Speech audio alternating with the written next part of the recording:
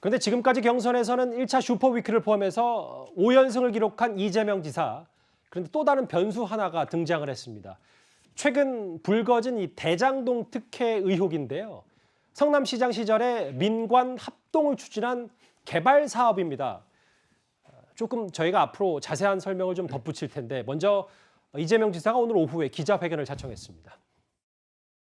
결론적으로 말씀드리면 대장동 개발은 국민의힘 소속 신모 전 국회의원이 주동이 돼서 추진을 했던 사업이었고 또 수천억 원의 개발 이익이 예상되던 민간 개발 사업이었습니다. 그런데 제가 성남시장이 되면서 성남시 공공개발로 전환을 해서 개발 이익 5,503억 원 가량을 성남시로 환수한 대표적인 모범 개발 행정 사례입니다. 제 아들이 무슨 해당 특수 목적법인 관련 기업에 취직했다? 이거 전혀 사실이 아닙니다. 이거 참 기가 막혀서. 조선일보는 민주당 경선과 대한민국 대통령 선거에서 손을 떼세요. 대선 후보인 저에 대한 경강부회식 마타도와 보도는 공직선거법이 정한 후보자 비방죄에 해당됩니다. 해당 의혹은 조금 차분히 설명할 필요가 있어서 이른바 대장동 특혜 의혹. 이거 이재명 지사에게 어떤 의혹 제기가 돌아온 겁니까? 자, 이재명 지사가 이제 성남시장 재선을 했을 때 2015년도입니다. 예. 성남에 가면 대장동이라는 데가 있어요. 성남 같은 경우는 판교, 분당 뭐 여러 가지 사실은 이제 굉장히 좋은 지역의 어떤 그 집들이 있지 않습니까?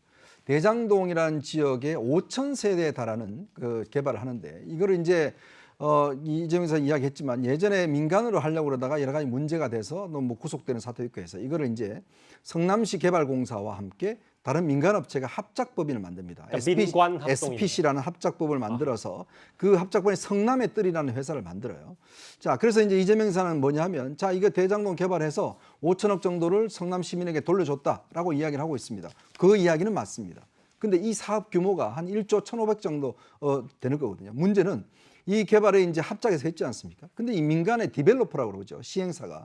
근데 이 시행사가 처음에 5천만 원을 정도로 해서 이제 성립이 된 겁니다. 근데 거기에 이 성남의 뜰에 참여하고 있는 대천화유라는 회사가 있어요. 민간 시행업체가.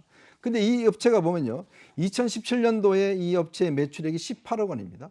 근데 2020년에 이 회사의 매출이 얼마 되면 6,970억 원이 됩니다. 근데 결국은 아까 이야기했듯이 1조 1,500억이나 들어가는 사업에 대해서 5천억 원은 물론 성남시에 돌아갔지만 예. 나머지의 한 4천억, 5천억 되는 게 이 개발업체한테 수익으로 돌아가는데 이 개발업체가 보면 직원이 딱 16명이에요. 아하. 그리고 이 관련된 업체가 또 하나 있는데 그거는 뭐냐면 7명이서 투자를 한 회사입니다.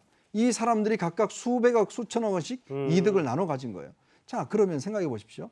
이 성남시의 대장동이라고 이야기하는 성남시 같은 경우는 서울 인근에 있기 때문에 굉장히 개발이 아주 호재인 지역이지 않습니까? 거기에 5천 세대를 세웠습니다. 예. 물론 이재명 지사한테는 이것만 이야기를 하죠. 근데 예를 들어서 왜 7명이나 되는 사람들이 투자한 금액도 수억 원밖에 되지 않은데 이 사람들이 몇 년 사이에 왜 수백억, 수천억이나 되는 이득을 누려갔을까? 알겠습니다. 거의 수백 배 되는 이 이득을 누려갔는데 도대체 그것에 대해서는 이재명 지사는 이야기하고 있잖아요. 그러니까 합당한 이득이라고 이야기를 하고 있는데 과연 이게 합당한 이득인지에 대한 여전히 논란은 있습니다.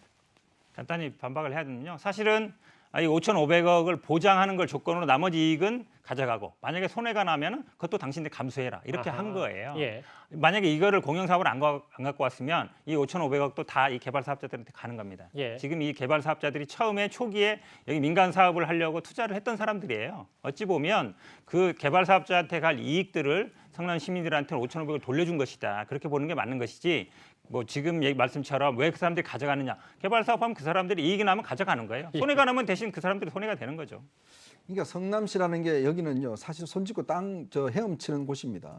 자, 근데 이재명 지사가 국민연금에 대해서 일산대교에서 뭐라고 그랬습니까? 악덕 사채업자라고 그랬습니다. 예. 자, 국민연금이 투자를 해서 일산대교를 만들어서 수익을 해서 7천억 정도 수익을 보장해야 되는데 문제는 2천억 정도밖에 안 주고 했지 않습니까? 그런 국민연금에 대해서 악덕 사채업자라고 그랬어요. 자, 그러면 예를 들어 이분들이 한 4억, 3억 정도 투자를 하고 수천억에 되는 돈을 가져갔습니다. 이거는 정당한 투자인가요? 알겠습니다. 예. 그거는 자본주의를 부정하는 거예요. 맞습니다. 사실은 바로 그 이야기입니다. 개발 사업에 이제 들어보세요. 그거를 이제 뭐 일산대교와 연결하시는데 예. 일산대교의 후순위 채권이요 수익이 20%예요. 예. 국민연금이건 맞지만 근데 기본적으로 개발 사업이라는 거는 사실은 수익이 나다가 2, 3년 나면 끝나는 사업입니다. 알겠습니다. SPC라는 거 원래 그런 겁니다. 그런 예. 것이고 이 사람들은 어찌 보면 그 당시에 뭐 논한 땅이라 그러는데 저도 거기 매일 지나다니는데요. 손해가 날 수도 있고 이익이 날 수 있고 그거는 개발 사업 하는 사람의 예. 몫이에요. 근데 그거를 공영 사업으로 갖고 와서 성남 시민들한테 5천억 원 이상 되는 이익을 남겼기 때문에 알겠습니다. 확보하게 했기 예, 예, 때문에 예. 그건 오히려 성과로 보는 게 맞죠. 그 두 분 말씀의 취지는 이제 시청자분들도 다 어느 정도 판가름을 하셨을 거예요.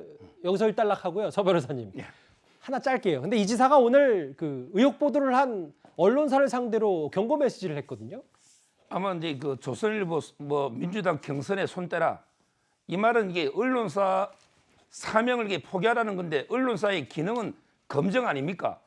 왜 이게 언론을 공격합니까? 저는요 이 부분 보십시오. 지금까지 앞으로는 이게 어떻게 확보될지 모르지만 지금까지 3년간 배당금이 5,903억 중에요. 그 중에 그 4,073억을 화천대유하고 개인 주주 가져갔어요. 자, 근데 이 화천대유의 100% 주주가 아무 이게 부동산의 전문가가 아닌 언론인 출신입니다. 이 말이 이게 누구나 할 수 있는 일이죠. 예. 이런 사람이 이게 몇백억 벌어갔어요. 자, 그렇다면 이게 직접 했으면 1조도 다 벌 수 있는 거 아닙니까? 이런 이게 전혀 문외한인 사람이 그냥 참여해서 몇백억을 벌어가는 사업을 왜 그 알겠습니다. 줍니까?